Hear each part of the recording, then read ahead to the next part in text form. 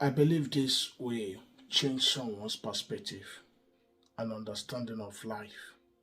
One of the worst places you share your problem is the salon. One of the worst places you share your, most especially your relationship issue, is the salon. Or in a group of people you actually don't know anything about. You may think that they will give you the solicited, oh, actually, you solicited for it. You may think that they will give you the advice that you need to repair whatever that is going wrong, but they will help you destroy it. So I walked into this salon.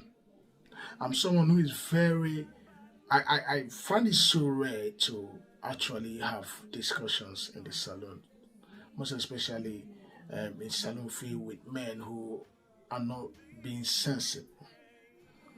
And I walked into the salon, and there was this discussion by a man who was complaining about the wife. I didn't say the girlfriend, the wife. That is a red flag, number one. You may think that it's just the women that talk about men in their salon. Men do so as well. If they are not talking about football, they are talking about women. They are talking about how they've, used this woman, how they've used this woman. You see them. In fact, the funny part of it is that you see a woman walking into a salon or just passing by, greeting a man in the salon. Everyone will talk about how they've been able to sleep with that same one woman, which is very, very outrageous. And this is one of the reasons I don't engage myself in such discussions. So I try to, as much as possible, to block out my ear with my earbuds, which, good enough, it has an ANC, so I hardly hear what they say. So in this occasion, I walked into the salon. This woman was actually discussing about the wife, how the wife was not good enough, how the wife was being useless, how the wife was just like a dummy. I didn't contribute, and the man said he has an age gap of 19, almost 20 years gap, between him and the girl is 26, and he was talking about how the girl does not fit in. Everyone was actually giving him their own opinion. Maybe you have to leave this girl, go marry another one. The way they say it in Nigerian palace, leave the girl, go marry another one. And some were also advising him, listen, don't allow any girl to hold you down. Oh. Treat her with hard hands so that she will not, mess you up and all those stuff. And she was just nodding the head. Nobody even called out his own faults. And at this point, I was feeling uneasy. Well, anyway, I was already on the barber's seat, so I couldn't leave. But what actually prompted me to speak was when one of them said, someone who I felt was matured, in terms of age, said to him, divorce the woman. Stop it now. You're still young, so that you get another woman, not when you get old and after investing in this one and you get nothing out of it. At that point, I knew I had to speak. And then I turned and I said to the man, please, can I, give my own advice on this issue you brought up, brought to this salon? He said, yes. I said, number one, I think you're the problem. He said, how? Everyone said, why would you say he's the problem? I said, yeah, everyone here has been blaming your wife, but you. No one has actually seen what you've done wrong. Now, number one thing you did wrong was to bring your issue, your marital issue, to a salon. You didn't take it to your pastor. Okay, assuming you're not a Christian, so I'm not actually going to look at you as a Christian at this point. I'm actually going to communicate with you as someone who I just met, who I don't know whether he believes in God or not. So I'm going to talk to you without actually bringing the God factor here. Number one, you are not supposed to bring your marital issue to a public place like this and start running down your wife, because if you run down your wife, you're actually running down yourself in this case. Number two, you've been getting suggestions that you should separate from your wife, divorce your wife, and some also have given you advice that you should be straight with your wife and this. But from all these things, I see that you are the problem. If you separate from your wife, the second one, it will still be the issue. The third one, I said, this is my third wife. I've actually married previously two and divorced them. This is the third person.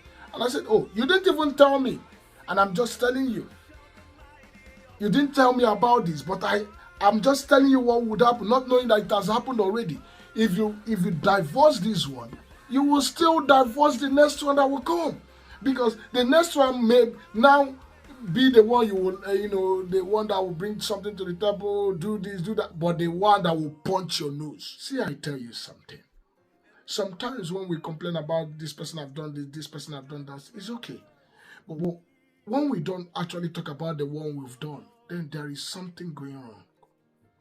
Have you ever asked yourself, what is actually wrong with me? And then he said, yeah, you're actually saying the truth. And I said to him, if you divorce your wife, you've created another hole in your heart. That's not actually the problem. The problem is that the next one will have to bear the brunt, and you continue going this way. Settle down. You will never settle down. You will never settle down. What you should be asking yourself is, number one, should I be bringing my issues to a public space like this? Number two, should I as well not give myself a deep breath and ask myself, what are those things I am actually doing wrong? Now, if you treat your wife like a baby, your wife will be a baby. We are groomers as men. If you treat your wife like your wife will be your wife.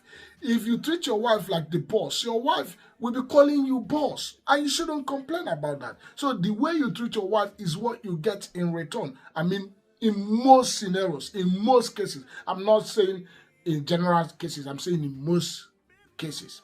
And that's why we see, and this also goes both ways. If you treat your husband like a king, he treats you like a queen. If you treat him like nobody, definitely you will be nobody. Because your husband is your crown. Your husband is your crown. And a man has this ego that when once punctured, will not be able, you won't see him defending you because you've deflected him. A man should be where he's supposed to be, and a woman where she's supposed to be in life.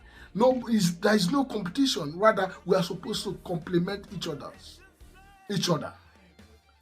Having said this, you see why, as people, before we go into marriage, we ask ourselves this three cardinal points.